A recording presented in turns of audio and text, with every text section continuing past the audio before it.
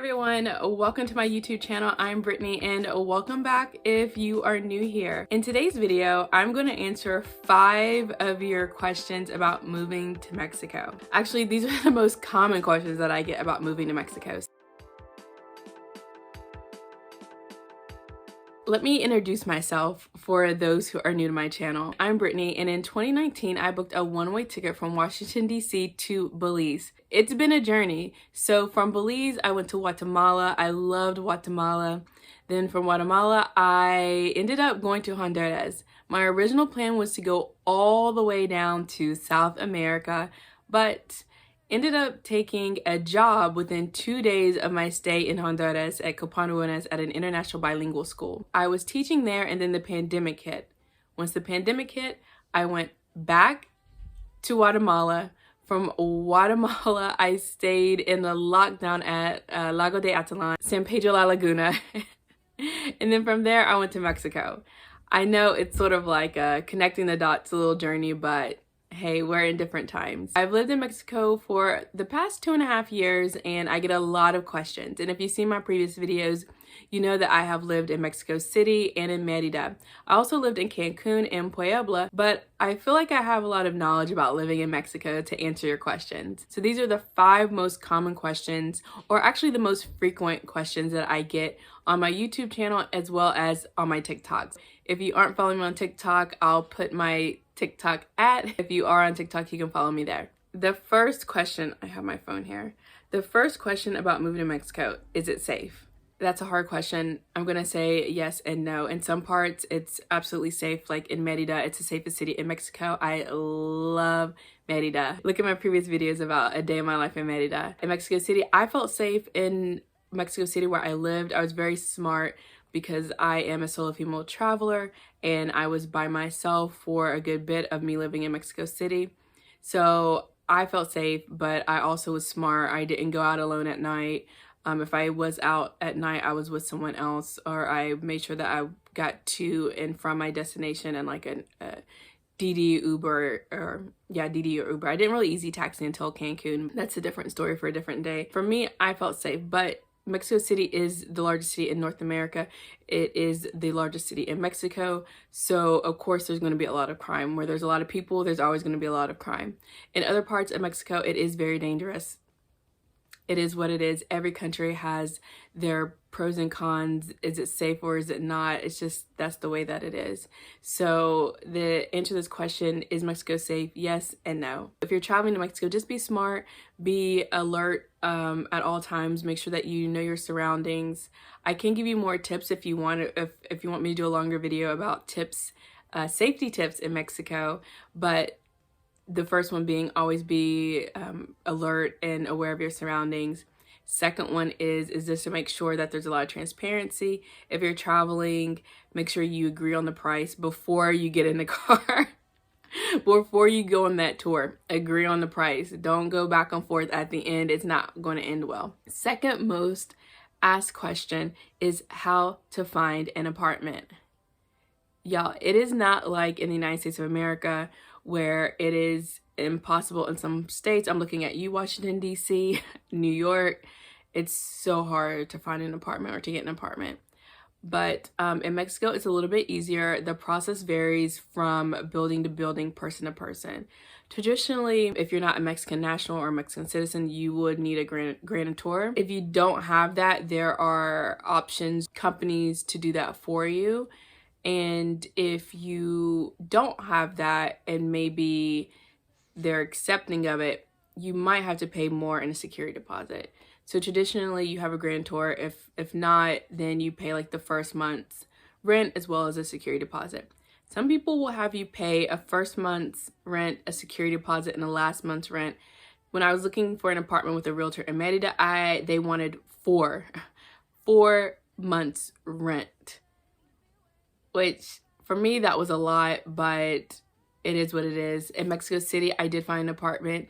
I did not actually move into that apartment, but they required 4 months rent. They're more willing, I feel like, in Mexico to work with you than in the United States of America. I mean, just to be quite honest and to be quite frank, they're a lot easier to work with. The one building that was really expensive that I was going to move into in Mexico City that wanted 4 months payment, they were actually very willing to break it up into 2. So when I moved in, I would pay them the first month and the second, or the security deposit. So first month and security deposit.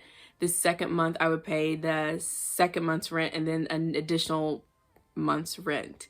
So they were very open to working with me for like breaking that in, because again, that's a lot of money, 4 months, and then that's a lot of going back and forth to the bank. So you gotta think about that. If you don't have a Mexican bank account, you're going to have to go back and forth to the ATM. And if your bank is okay with like withdrawing from an international country, then you should be good. But if not, those fees add up and they're hefty. Other ways to find an apartment in Mexico City is Facebook groups. You can definitely check out the Facebook groups. And there are a few websites like the equivalent of United States of America Zillow. It's Immeubles. I know that I just butchered that. I'll have it linked somewhere on this screen. Another way to find an apartment in Mexico, and this is probably the best way, is to find the neighborhood that you want to live in. And once you decide on that area that you want to live in, walk around. Walk around to different buildings and see. They usually have signs, say vende or renta. It'll say in really big words, the say vende on the building with a phone number for you to call or contact. Again, it varies from building to individual, but usually the building will have a concierge or someone who either lives in the building or is working in the building almost every day to clean up, to make sure that at a certain time, if they have a rooftop, that the doors are locked, that everything that is necessary for the building, the maintenance is up. So they make sure that the maintenance is up to date, and essentially they oversee the building. So you can try to call or knock on the door. Again, if they have a concierge, it will be someone there that can give you information if there is a unit available, which is really, really nice. Everyone's super nice in Mexico City, especially when you're looking for an apartment. People are very helpful, or they can direct you to an apartment. So that's really lovely as well. I have a Moving to Mexico ebook and guide, and it is linked in the descriptions if you're interested and you want to purchase that. I also have a Merida travel guide that is an ebook if you're interested in purchasing that as well, where I talk about what to do, where to eat, day trips to and from Progreso, and other areas outside as far as like the Mayan ruins and the cenotes. Next question is how to find work in Mexico City. People are wanting to move to Mexico City and they're looking for a job. Don't. I'm not going to recommend it. For other countries, I would say, yeah, absolutely. I lived in Honduras. I found a job within 2 days. I was a teacher at an international bilingual school. They need English-speaking teachers. They need teachers that have a degree from a university in the United States of America, or even in Europe, in English-speaking countries. That is because for the international schools, they have a lot of students and they do need teachers. They're definitely hiring. For Mexico, especially in like Mexico City and other areas, majority of people do speak several languages. They just don't speak one language. They're not monolinguist. So they speak multiple languages. A lot of people attend university or have some higher degree of education or degrees in multiple things. So the need for English speakers or people that have a degree from the United States of America or from the UK is really not necessary because they have that there. There are only jobs for people that may speak English as well as Spanish for like a special needs. So I'm just throwing that out there. Maybe in like tech, maybe they need someone with a special tech degree that they don't have or they don't offer there, and they might outsource it to different countries. They're not just going to say, hey, you speak English, you're from the United States of America or you're from the UK, you can teach here. It's hard. It's not impossible. There are English-speaking teachers that have moved to Mexico and taught, but you definitely do have competition. It's hard when it comes to labor laws. They're much different. there's a lot of people in need of work in Mexico.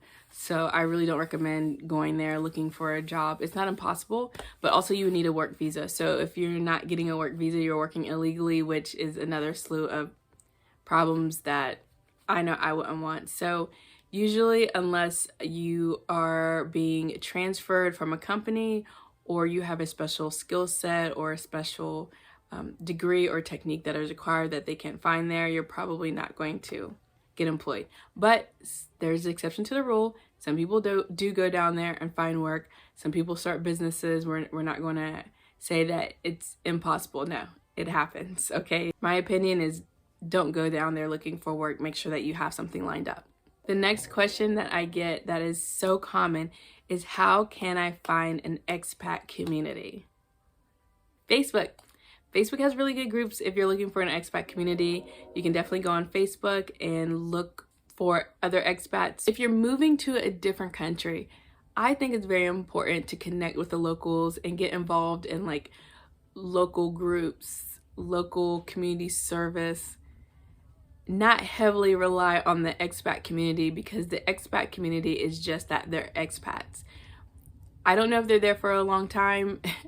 Maybe they're there for a short time, maybe they're transitioning, but if you're serious about living in Mexico for the long haul, make sure that you make friends with the locals, that you support local businesses, that you do things in the community to help grow the community and to help learn about the community. Again, connecting with the local community. So if you go to a local community coffee shop, or you go to coffee shops that are locally owned, they'll have like bulletins around and you can talk to some of the workers. Maybe you can make friends with the person beside you or at the bar. I mean, I feel like Mexico City, it's easier to make friends. There's always going to be announcements if you are putting yourself out there. Next question.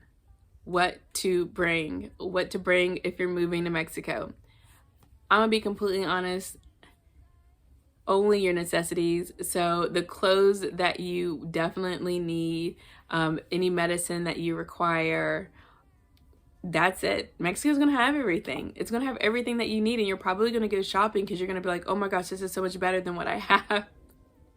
So you're gonna go shopping there. So I highly recommend going to Mexico, moving to Mexico with just like the bare minimum. You don't need a whole entire wardrobe.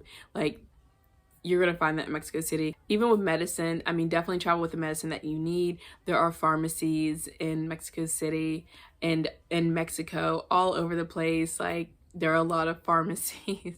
Would I bring a car? Absolutely not. Bring what you need. Bring what makes you happy. But there are going to be so many things that are very unique and just priceless and timeless. And I feel like so much better in Mexico than probably what you have. Don't bring too much. You're definitely going to do a lot of shopping in Mexico.